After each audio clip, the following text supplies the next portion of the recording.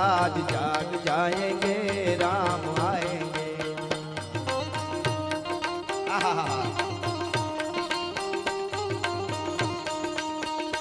હું આ ગીત તો ગાઈશ જ, પાછું લેજે મુકા, પણ રામનું નામ આવ્યું તા મને યાદ આવ્યું. બાપુ આ ભારતનો યુવાન કેવો હોય સાહેબ. રામ પરાત્પર બ્રહ્મ છે, આપણો બાપ છે, ભગવાન છે, એ તો છે જ, પણ ભારતનો જુવાન કેવો હોય. બે જ ભાઈઓ વનમાં હોય અને દુનિયાની મહાસત્તા જેની પત્નીનું હરણ કરી જાય. યુવાધન બેઠું એટલે કહું, મારા માવડીઓ બેઠા છો અહીંયા, એમને પગે લાગીને ચારણ તરીકે કહું, તમારા બાળકોને, તમારા દીકરી દીકરાઓને ભારતીય સંસ્કાર આપજો અને એવા તૈયાર કરજો કે આવતા ભારતને સુપર પાવર બનાવવામાં એનો ફાળો હોય, તોડવામાં ફાળો ન હોય. મારા દેશની દીકરીઓ, માવડીઓ, અઠવાડિયે એકાદી વાર્તા હારી સંભળાવજો. અનુપમા જોવાય નહીં કાંઈ વાંધો નહીં, ગામડા સુધી ઘરી ગઈ છે અને એને પાછી મજા છે. મુંબઈ જાવ ખબર પડે, એ એવી ગાડીઓ ફરે છે કે તમે ઓળખોય નહીં એને. હા, એ હકીકત. પણ આજ કોઈ પણ આવા સંતોને ઉતારવા હશે, મહાપુરુષોને ઉતારવા હશે તો કોઈક માં જન્મ આપશે, એ ડાઉનલોડ નહીં થાય. એને જન્મ તો દેવા વાળી જોઈએ કે નહીં. એટલે માવડીઓની પણ બહુ મોટી જવાબદારી છે. ઈ અવત નરેશનો યુવરાજ, ભારતનો આર્યપુત, લંકાના યુદ્ધના મેદાનમાં ઉતર્યો. રાવણ બહુ બળાપા કાઢતો હતો. હું દશાનંદ છું, એ વનવાસી, એમ કહેતો હતો, હું તને મારી નાખીશ. મારા ક્રોધમાં ક્રોધનું પૂર આવશે એટલે તારી સેના તણાઈ જાય કાંઠાના દાડવાની જેમ.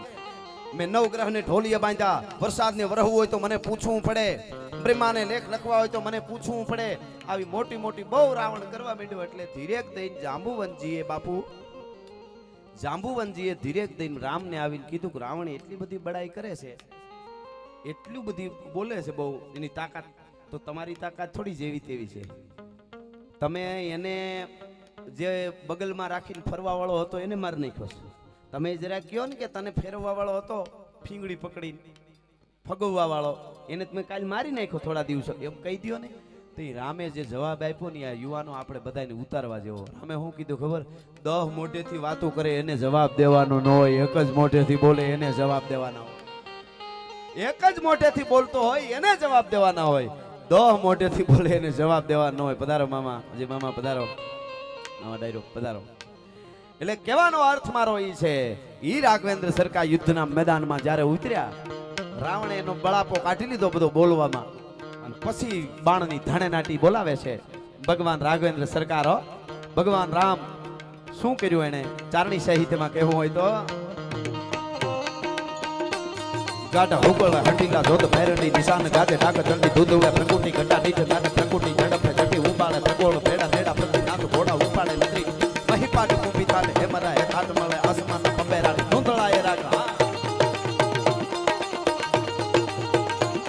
ગાઢા હુકળા હટીલા ધોધ ભૈરણી નિશાન ગાજે ડાક ચંડી દૂધવે પ્રકૃતિ ઘટા નીચે ડાક પ્રકૃતિ ઝડપે ચટી ઉપાડે પ્રકોળ ભેડા ભેડા પ્રતિ નાથ ઘોડા ઉપાડે નગરી મહીપાટ કુંભી તાલે હેમરા હે કાટ મળે આસમાન પંબેરાડી ઉજળા નરાટ જાટ બીજ ખેડા પાટ ભણે ઉજળા નરાટ જાટ બીજ ખેડા પાટ.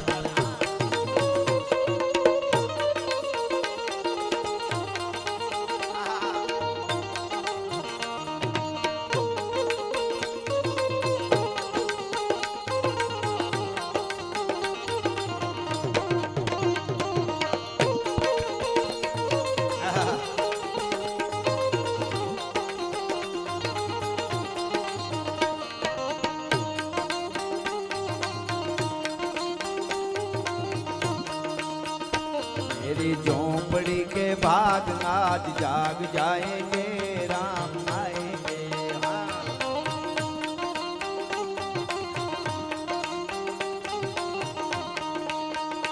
राम आएंगे आएंगे राम आएंगे.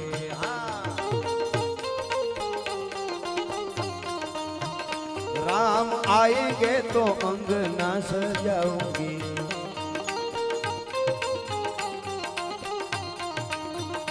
दीप जला के दिवाली में मनाऊंगी.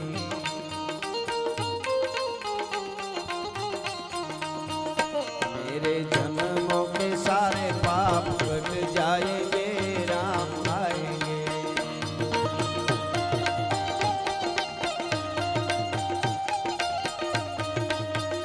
मेरी झोंपड़ी के भाग आज जाग जाएंगे राम आएंगे.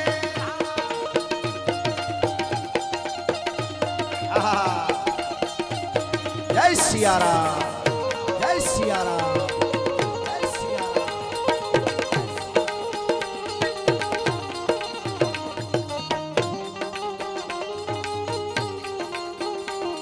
जो केसरी के लाल मेरा छोटा सा ये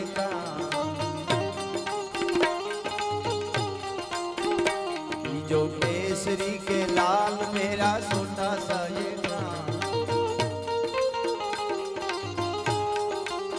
वो मेरे राम जी से कह देना जय सिया राम जो केसरी के लाल मेरा छोटा सा ये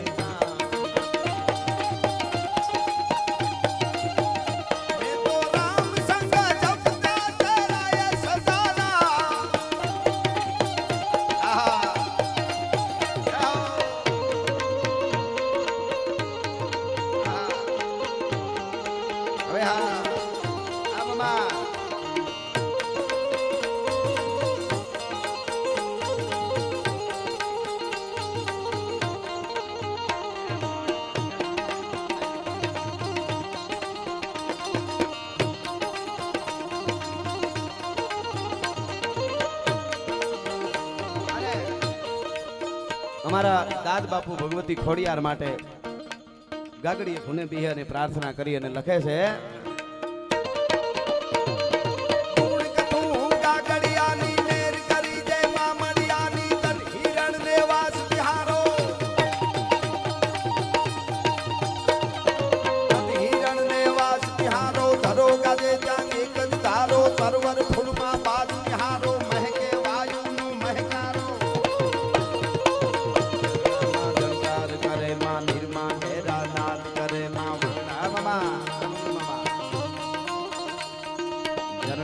झंकार करे मां नीरमा घेरा नाद करे मां बगड़ा मां वनराज घटा मां लाल गुलाबी वेललता मां धरवर मां कूपलियो तू मां फोरम मां फागणियो तू मां हर केशुरा निकलियो तू मां पीड़ा पट आवलियो तू मां मायू रूपे विचरे वन मां थानक मां धन मां खन खन मां आहुत ज्वाला मां अगन मां जाप जपे मां होई जगन मां